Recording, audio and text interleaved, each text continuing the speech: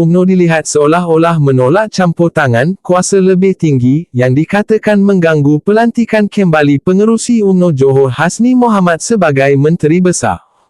Terdapat laporan bahawa 38 daripada 40 adun BN di Johor telah mengemukakan akuan bersumpah SD menyokong Hasni sebagai calon tunggal bagi jawatan itu.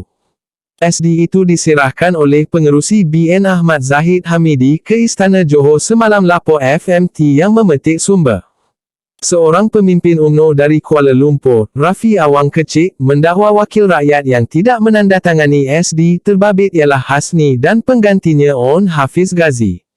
Meskipun mendapat sokongan majoriti, sumber berasingan memberitahu Malaysia Kini bahawa Hasni telah menolak jawatan Menteri Besar selepas pencalonannya mendapat tentangan daripada kuasa lebih tinggi. Adun Benut itu dijanjikan sebagai calon tunggal BN sebagai Menteri Besar. Bagaimanapun, keadaan tiba-tiba bertukar semalam apabila Hasni mengeluarkan kenyataan sekitar jam 3 petang.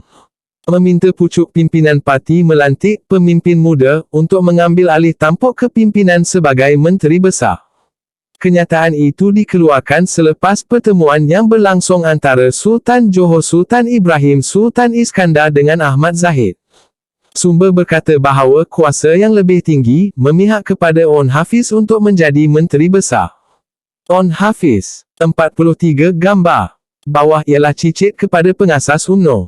On Jaafar dan anak saudara kepada Menteri Kanan Pertahanan Hishamuddin Hussein. Dia kini merupakan adun macap. Sementara itu, Exco Pemuda UMNO Noor Azlin Ambrose yang juga Ketua Pemuda UMNO Pasir Gudang mengingatkan parti itu supaya tidak melantik proksi sebagai Menteri Besar. Mengemudi sesebuah negeri itu bukan kerja seorang diri. Sebuah negeri pula bukanlah boleh dikemudi oleh seorang diri. Kemudi yang dicari itu biarlah yang direstui dan mendapat mandat parti, katanya. Jelasnya, adalah penting bahawa pemimpin itu mestilah individu yang telah dijanjikan kepada pengundi. Keputusan untuk tidak melantik semula Hasni sebagai Menteri Besar juga turut tidak memuaskan hati veteran UMNO Syahril Samad. Syahril, yang merupakan Ketua UMNO Johor Bahru, berkata dia malu kerana ketika berkempen menegaskan bahawa Hasni bakal Menteri Besar Johor.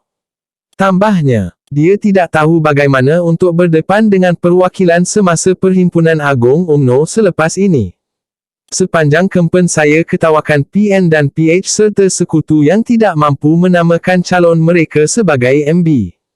UMNO sudah pasti dengan Hasni sebagai MB. Tapi itu tidak cukup kuat. Dan UMNO Johor tidak mampu lakukan apa-apa. Jadi, saya malu hendak ke Perhimpunan Agung UMNO PAU Malaysia hujung minggu ini, katanya pada hantaran di media sosial. Ini, jelas Syahril meskipun dia sepatutnya menjadi jurucakap UMNO Johor pada PAU kali ini. Boleh dapat mandat rakyat, tapi tidak berupaya meletakkan ketua parti sebagai ketua kerajaan. Taklah sehebat mana UMNO Johor, katanya lagi.